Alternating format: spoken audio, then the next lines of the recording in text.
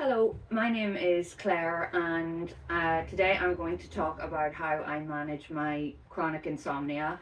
It's not the full story of my insomnia, which I can put into another video. This is more the tips that I use to manage it. And I've had it pretty much consistently since I was around 22 years old. That's when when it became most severe, and I'm now 38 years old. I also had smaller episodes of it when I was a child and a teenager, but it didn't really start kicking in properly until I was an adult. Um, so one of the main reasons I wanted to make this video is that there are so many videos on YouTube that claim to have found a cure for chronic insomnia, and I am really delighted for those people, and I'm so glad that they found a way to get better. But I feel like so many of us are out there and we've tried absolutely everything under the sun and we just don't get better.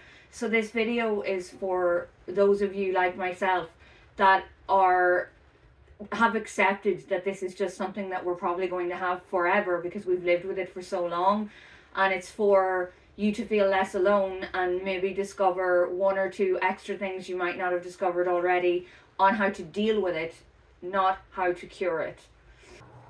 So the first point that I want to make is about that dreadful word, acceptance.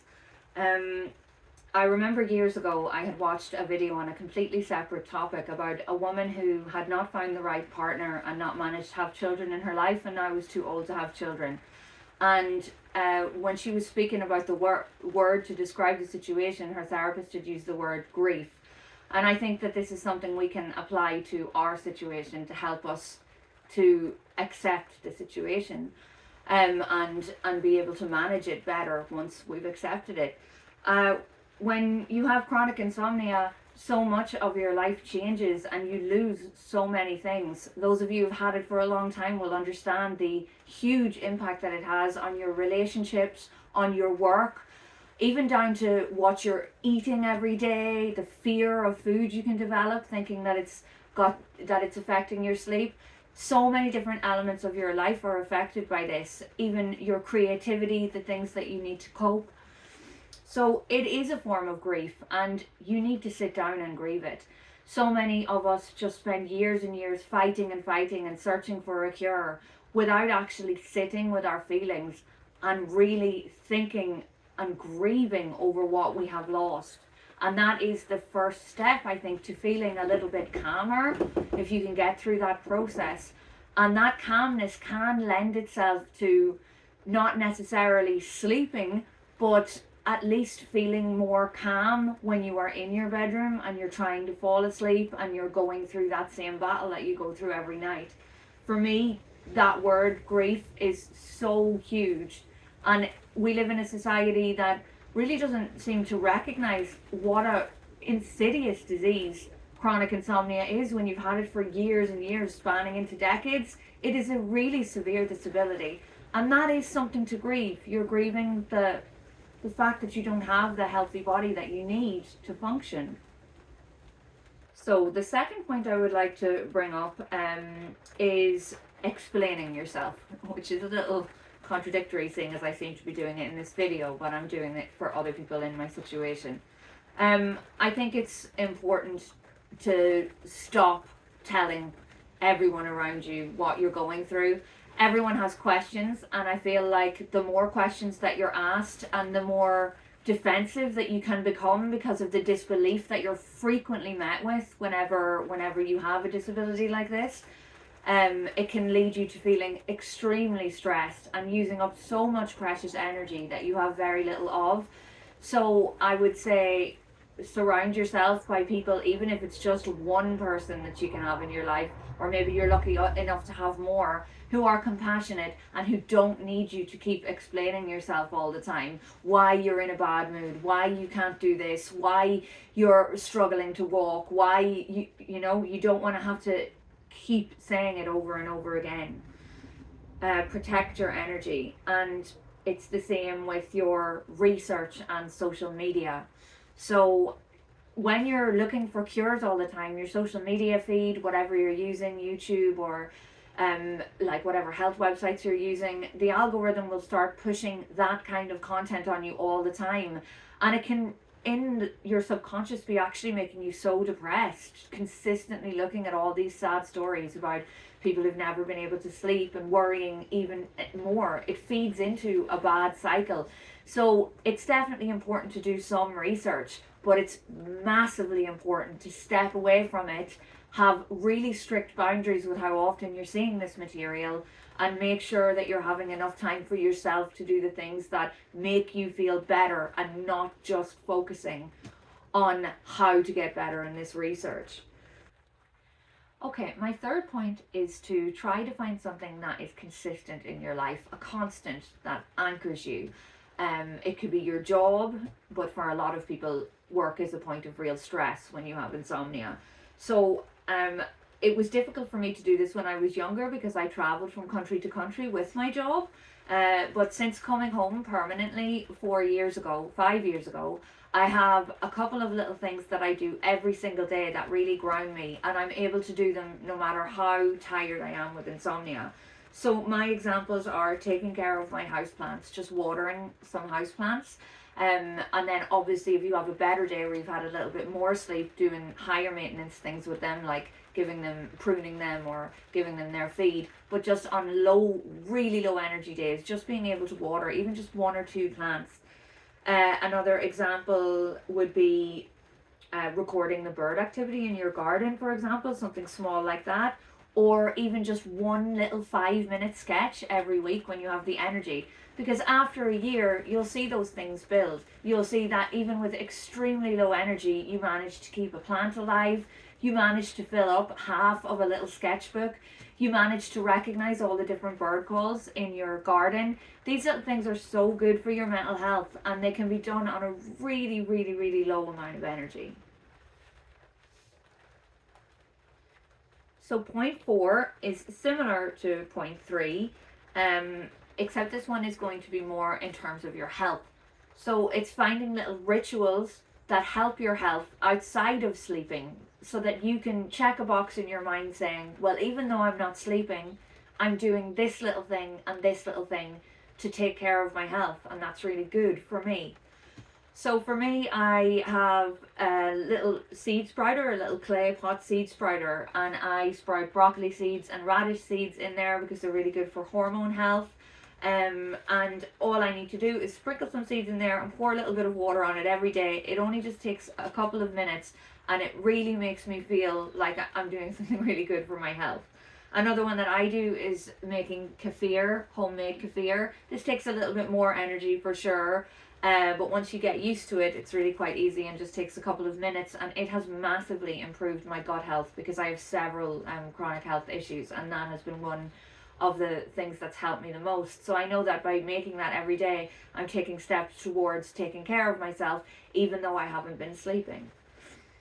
But the most important thing about that point when it comes to your health is to really try to watch how obsessive you're getting about things, because obsessiveness feeds into this cycle of stress and exhaustion, which makes our insomnia much, much worse.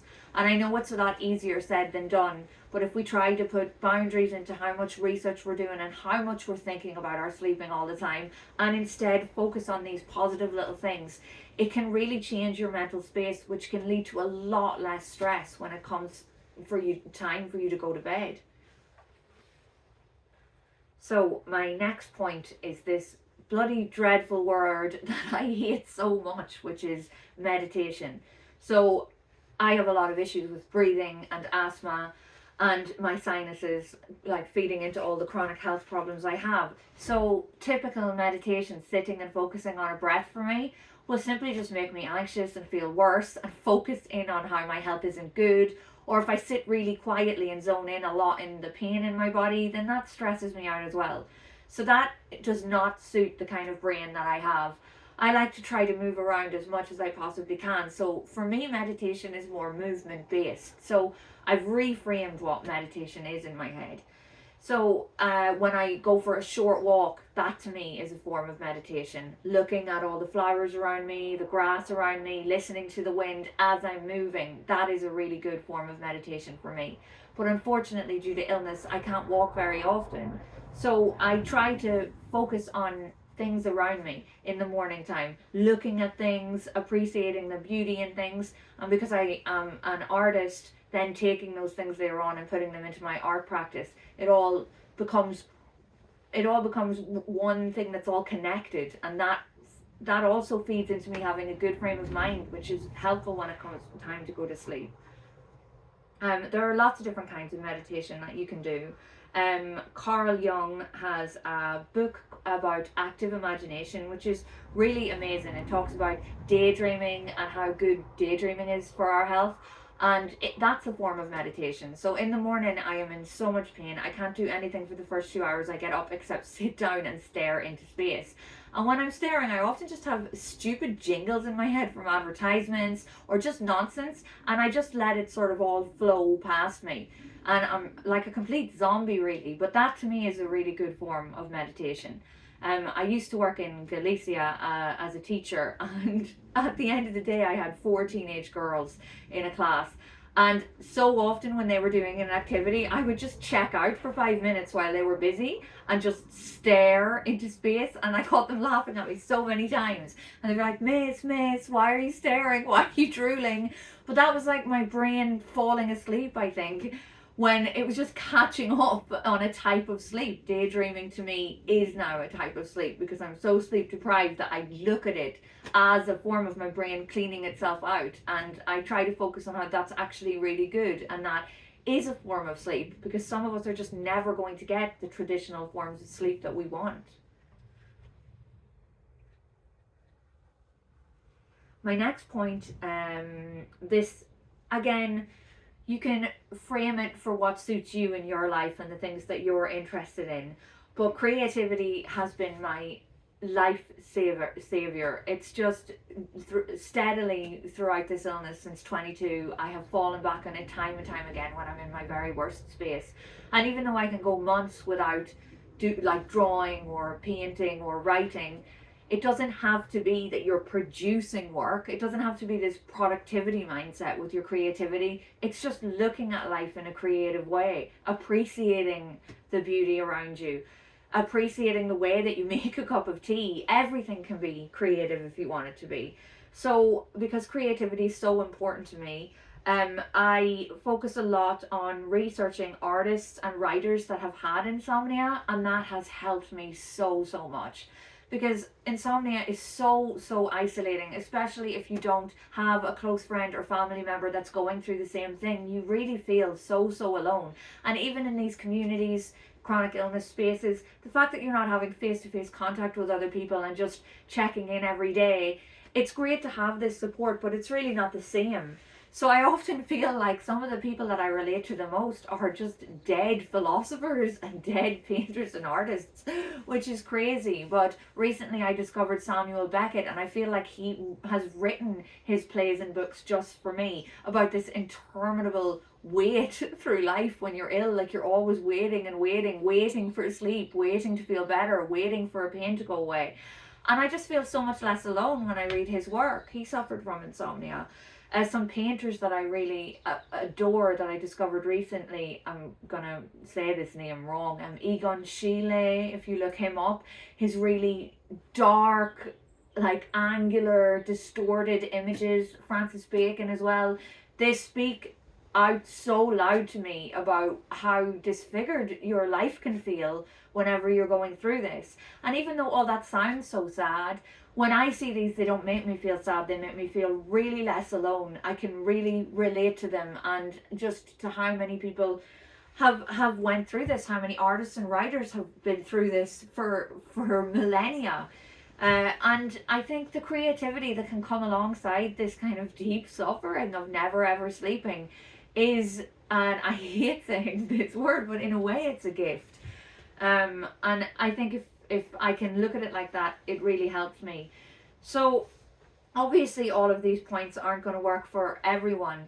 I just hope that by avoiding the same annoying bullshit advice about sleep hygiene, which just really doesn't work for a lot of us, those things can be really helpful for some people, but for some of us, we just need to hear something different. And I'm hoping that some of that has made you feel less alone and made you feel like we're all in it together, and that we can be okay and we can cope and we can get through this together. Okay.